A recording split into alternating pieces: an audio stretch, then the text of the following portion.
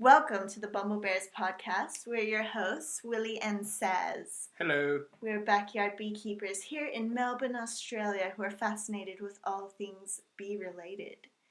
So, why don't we introduce ourselves briefly, Willie? Hello, everybody. I am William. This adventure first started when I delved into backyard beekeeping in the summer of 2012/2013. And the reason why I say slash is because we are based in the Southern Hemisphere. It's true. It kind of messes everything up. Actually, I was thinking today, are we actually 8 days apart, our birthdays, or 7 days apart? Because it would have been the 24th of March in Australia when I was born. I was thinking that today. Anyways, True. That's a side note. We are a loving couple. I am Saz, aka Sarah. I have little to no scientific background, but I am interested in nature, and all critters, great and small, are just beautiful to me. So when Willie and I were developing our romance, it became even more of a plus on his stat sheet that he was doing beekeeping. So here we are, working on kind of expanding our business together. And I am a career scientist, and I am borderline unhealthily obsessed with the really nitty-gritty science side of not just bees, but in everything. So I will try and not bore you all with my dry scientific approach to all things bee related. Okay, if it gets into professor mode, which I have to deal with pretty much every day, I will try to save everyone. Also, if you hear any snuffling or groaning in the background, that's our dog Tanyan, who is laying here. So without further ado, let's get started on our first episode. Willie, what are we talking about today? Well, today we have the tremendous honor, or should I say dishonor, of breaking down the Bee Movie, which we finally watched. We were flicking through Netflix and it just came up, and I had only vaguely heard about it. I didn't know what a dumpster fire it was, but we thought, oh look, the Bee Movie, it's a cartoon. Why don't we try to watch it? And we were sorely disappointed. Yeah, it's one of those situations where you just wish you didn't bow down to peer pressure, because along contemporaries and friends, etc. and so forth, when you mention, I'm taking up beekeeping, there's been many points where you've just been asked, have you seen the Bee Movie? I've just been putting it off, and I actually feel entirely responsible for one evening suggesting to Sarah that we should waste our valuable down leisure time together and watch the Bee Movie. So basically what we did was we watched it. It took us about 4 sittings because we kept stopping it because it was so unbearable. But we wrote down everything wrong with the Bee Movie in our opinion. And we actually had to skip just the points of it just being a bad movie and the plot holes and the fact that there's a bee and human romance and stuff. We just skipped all that. Spoilers? Come on. No. There will be spoilers in this, okay? This is definitely spoiler alert. If you want to watch the Bee Movie, watch it first. And, that is up to your discretion if you want to watch it. But yes, we will be spoiling this movie for you. But we did focus on the bee facts, or the bee facts that they got wrong. So let's dive into it, Willie. So we have about 3 pages of items that we wrote down. Bee fact related issues. We tried to keep it to aspects of apiculture, bee biology, etc. that the movie clearly got wrong, which were absolutely infuriating from a backyard beekeeping point of view. But then there were just also aspects of poor filmmaking that we just couldn't let slide either.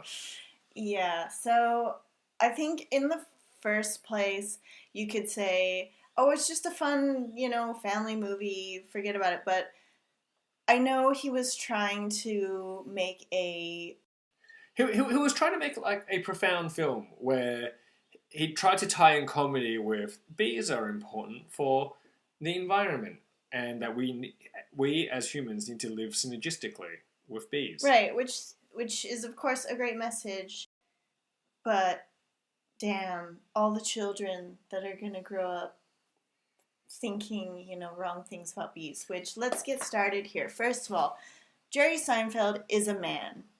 Most of his friends and most of the characters in the movie are men.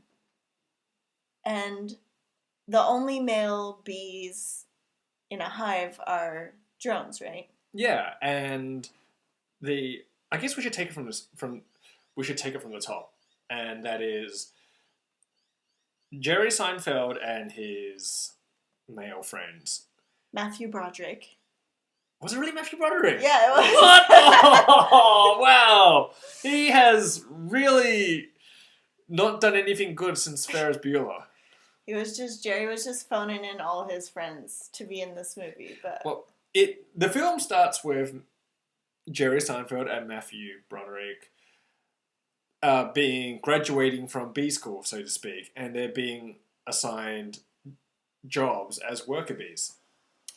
and yeah, so first of all, I think that was the problem. The first problem that you mentioned was you're like, why are all these male bees living in the hive and they're not just drones? So that was one issue. The other big issue that came up straight off the bat was Jerry has this little family, a mom and a dad, and that's not how like bee society works. All the bees come from one queen. There's only one queen in the hive at a time, and she's the one laying all the eggs. So why does he have a mom and dad? Yeah, so I guess if we were to suspend disbelief that workers are male, which is already like a big no-no in Bee Education 101. Yeah, for starters, okay, well, Jerry Seinfeld had to make the film about him, so apparently he's a worker. But there is actually very few female voice acting of bees within the hive, and that's just not biologically correct because basically all the important jobs of maintaining the hive or going out foraging, that's done by the female workers, which are all the queen's daughters. Right. But in Jerry Seinfeld's world, the male characters are the most important, and then the only female characters need to be some hot girl that he's gonna get with. Ooh, Foreshadowing. Yes. Another thing that came up really early was there are a lot of really lame jokes, but at one point Matthew Broderick is checking out another bee, a female bee, and he's like, oh, she's cute. And then Jerry goes, that's my cousin. Gross. No, that wouldn't be your cousin. Actually, you would all be siblings. Yeah. So, I mean, you're kind of on the right track with an incest joke, which is not funny in the first place. But I don't think it's not your incest cousin. should ever be brought up in any PG-13 film. I think it was PG. It's like an animated child's movie. Furthermore, this was during their little kind of, I guess, seminar about what kind of jobs you can get as a bee. And they're saying, you have to pick your job because you're going to stay in one job for the rest of your life. That's not correct either. Bees don't stay in one job their whole life. They do multiple jobs, many jobs. They have like a whole life cycle where they do different things, right? Yeah, so the general life cycle of a bee is when they're born and they have a very naive sensory system that they're not foragers straight away. They go out and they usually do housekeeping jobs. They can act as guard bees, and because they're only introduced to honey and pollen from their early adult life, and after a series of memories are formed and developing the sensory sensitivity and the acuity to the film starts off with Jerry Seinfeld going through this existential crisis of I don't want to be prescribed for one job for my entire life. Well, that's kind of a that's a bit of a folly because no bee is ever put in that position. Right. Also, right after that scene, there's a little newsstand that has the headline about bee stings 7, then self. Why is that incorrect, Willie? Well, a bee can only sting a human once, or any Or sort of any mammal, yeah. for that matter, because their barbed stinger gets lodged in the skin and they can't pull that stinger out without ripping out their entire guts and then they die. Which I thought was pretty common knowledge. I swear most people know that if a bee stings you, that bee dies. Yeah, because generally when you have a casual conversation about bee stings with people, it usually goes along the lines of, oh, at least when a bee stings you, it's only once, whereas a wasp, which has a smooth stinger, can sting you over and over again. Yeah, and that's why the world hates wasps. Which the world shouldn't hate wasps, because they actually play a very important role in the ecosystem. However, they are feisty, I do agree. Right. Also, during this whole existential crisis that Jerry Seinfeld is saying, he talks about how he's never left the hive. Well, all bees have to leave the hive at some point because they poop outside, right? Yeah. Yep, that is correct. They don't want to poop all over their house, so they kind of, walk out a bit or fly out a bit and drop a deuce. Yeah, it is I suppose, a commonly overlooked aspect of, I guess, any sort of animal species, etc. That is, how do these organisms defecate and how do they go about defecating? Well, unless something is wrong, bees typically will not defecate in their own hive because that's where all the honey and the baby bees live, and that would be unhygienic. And also, take a look at your windshield or your windows, and it's not just bird shit. Some of that is insect shit. Yeah. So, yes, they do, their dookies outside the hive. So then Jerry goes outside the hive, and he goes to a tennis court where the bees become obsessively fascinated with these tennis balls because they're confusing them for flowers. That doesn't happen. Bees may be attracted to certain colorful things, but they very quickly figure out that it's not food and they ditch it. So the way that they portrayed this, like, oh my god, what is this bright yellow thing? Like, that would never happen. I've never seen a Grand Slam cancelled because of bees overtaking or stinging the ball boys. Serena Williams gets attacked by bees. Yeah. Because yellow. No, that does not happen. Next on... Oh yeah, the Pollen Jocks. Okay, we kind of jumped ahead here, but I skipped something, and it's partly because it's so cringy that I just didn't want to bring it up. So to paint the scene, Jerry Seinfeld, I can't even remember the name of the character. I think it was like Barry B or something. Barry B. Benson? Yeah, Barry B. Benson. Very clever.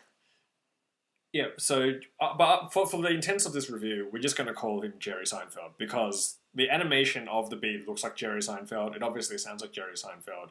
He doesn't deserve any recognition that he created some kind of, memorable character. He didn't. It was Jerry Seinfeld. He makes no effort to pretend, like, how sometimes actors, they perform a character, like, it's kind of like an alter ego. So, I'm willing to believe that, Shrek is not Mike Myers. Shrek is actually a character which Mike Myers has created. Right. He did a voice. He had a different personality, all this stuff. Jerry Seinfeld in the Bee Movie was Jerry Seinfeld. Yep. And we're like, roughly 10, 15 minutes in the film? And Jerry Seinfeld basically wants to leave the hive. So there is a demographic within the hive of worker bees, which are like worshipped like rock stars, and they are called, insert cringe face here, the Pollen Jocks. The Pollen Jocks. Yeah, it's bad. and they're supposed to be, I guess, foragers. I don't know, pollen collectors. Well, they're basically foragers. Yeah, But another thing they got wrong, all the pollen jocks are male. they're all male, and they're portrayed as like this exclusive, like Air Force of all these tough bees, and they have these Ghostbuster vacuums that suck up the pollen. Also incorrect. But yeah, they just keep calling them pollen jocks, and it's really, really cringy. Yeah, so did the pollen jocks collect nectar in the film as well? I think so. I think they did both. True, they had those guns, right? Which was kind of like a super soaker slash, but with like a suction cup. Yeah. That's right, yeah, because then they would suck the nectar and it would go in the backpack. I suppose that's for the purposes of selling toys and merchandise. That will Yeah. kind of make for a better action figure.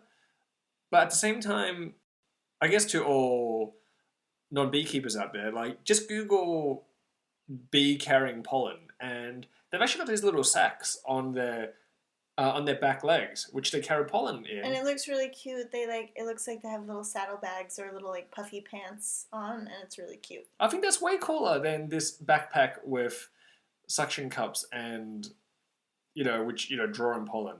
And also, the explanation of how pollination works is completely wrong as well. Right.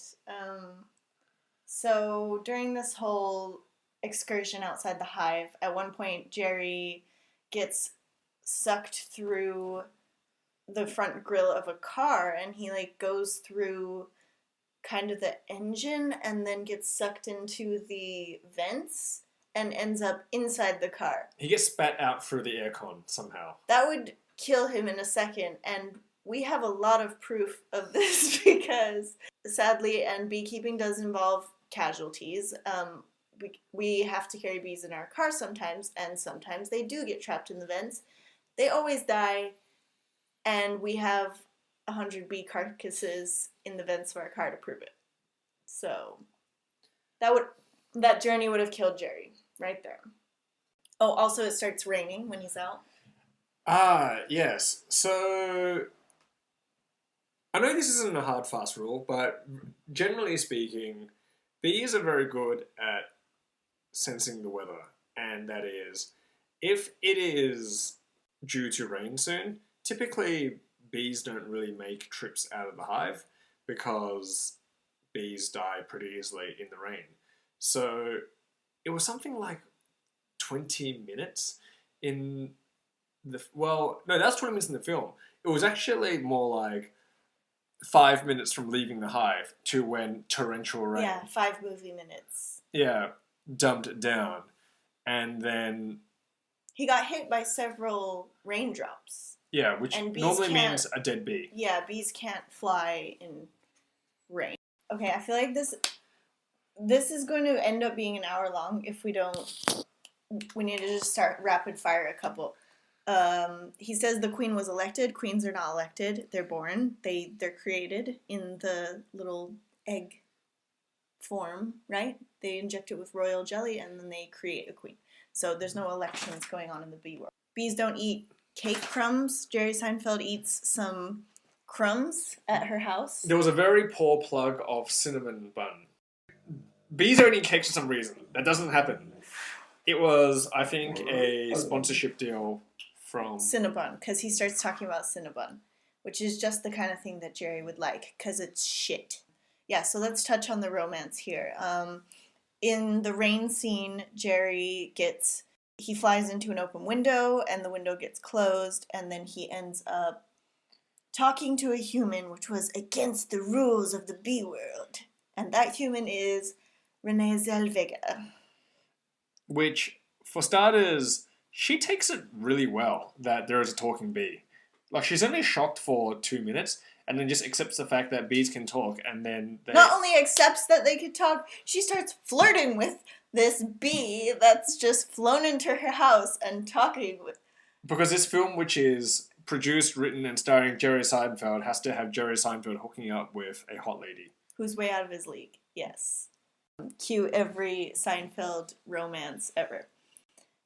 So it is very awkward and uncomfortable. We discovered, because we were having this discussion, is this bestiality? Because this is technically an insect. There is actually a sexual predilection for bees, and it is called melissophilia. Which we will talk about on another episode. So that whole situation is just weird, and it made us uncomfortable. There is a part where the romance between Renee Zellweger and Jerry Seinfeld, ends up causing tension in the film. Apparently, Renee Zellweger was also dating some guy. Is it Patrick Warburton? Yeah, and then he gets jealous from... See, Jerry's just ringing in all his friends. Yeah. And surprise, surprise, Patrick Warburton, his character is an idiot, a big bumbling idiot. He's Putty. He's basically Putty, from yeah. Seinfeld. He looks like Putty. He obviously sounds like Putty. And he has that same, like, I'm a doofus vibe that Putty has. There was an uncomfortable part of the film where Jerry discovers that honey is being harvested from beehives and then sold in supermarkets, and he's so greatly offended. And Renee Zellweger is trying to, like, explain, well, we just sell it and it tastes good and blah, blah, blah. And then during this conversation, which is in the middle of a grocery store, there is a Latino man who is witnessing her talking to the bee, and he says something, right? And then, he tries to slap the bee. And then Renee Zellweger turns around and slaps him in the face. And then later... That's a hate crime. It is a hate crime, especially because they made him a very stereotypical Latino guy with the little mustache and everything. He had a bandana. And a bandana. It's borderline offensive. But later on, this Latino man is in the storeroom of the grocery store, and he has an altercation with Jerry Seinfeld, where he pulls a thumbtack out of the pin board and sword fights Jerry's little Barb. And it's very cringy. That made my brain melt. Yeah. No, this is when we had to stop the film, and it took us a good couple of weeks before we had the courage to resume watching it. We did. That was the point where we stopped it. We were like, this just... It can't get worse. But it did. So a little bit later, Jerry goes to the apiary where the honey comes from. And wow, the way they portrayed those beekeepers. The cliches. Well, first of all, they made the beekeepers have this horrible attitude towards the bees where they were consciously abusing and using them for their honey, which I don't think most beekeepers have that attitude. We certainly don't. Like, we're constantly talking about how much we love them and how we take as little as possible from them so they can survive. It's mostly we just do it to help the bees themselves. But the beekeepers in the film were clearly exploiting the bees. Yeah, so there was this very one-dimensional caricature of what evil is, and then the two of them are like kind of, with the evil laugh and rubbing their hands together, and they're going, they make the honey and we make the honey. The money. And then they're like, There were several issues in the apiary besides just the evil attitude of the beekeepers. The hive design. What the fuck was that? They kind of tried to make it look a Langstroth hive, but then when they pulled the frames out, it was, you could kind of look through it like a wooden pallet. It wasn't really anything like... They wouldn't have been able to build vertical combs in that hive. Yeah, it's... Because how would they have even gotten out? Because they were in these little, like, horizontal apartments, and then they were pulling the vertical parts out.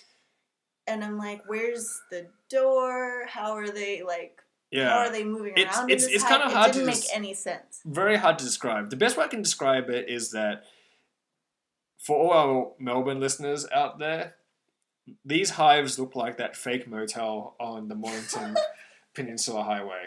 They did. They did look like that. But describing doesn't do it justice. But for all our casual and very serious beekeeping listeners out there, you should see the way that they extract honey in this film. They basically took the frames and just ran a squeegee over it, and the honey just dropped. So we actually just got interrupted on bee-related matters, so here we are an hour or so later. But we realized that we have so many gripes about this movie that we're going to have to make this a two-part, because we already have like 40 minutes of us talking. I feel like we need to be thorough, just like how we're methodical and thorough in inspecting each and every one of our hives. We need to be methodical and thorough in dissecting this film. And this is not only, it's not only because we're trying to, I guess, stop the spread of disinformation about bees. I also feel like this is therapeutic for us because we're so traumatized by watching the movie that we just have to get it out and talk about it. So we will continue next week. But in the meantime, if you made it this far, thank you for listening. And you too can be a beekeeper and a steward of the bees just by being kind to the bees. That was like a bee movie joke. Yeah, well, that's at least a better joke than some of the jokes in the bee movie. Thank you. If I can get that far in my comedy career and just be funnier than that movie, then I'm happy. So Jerry Seinfeld, everybody. Anyways, thanks for listening. See you next week. See ya.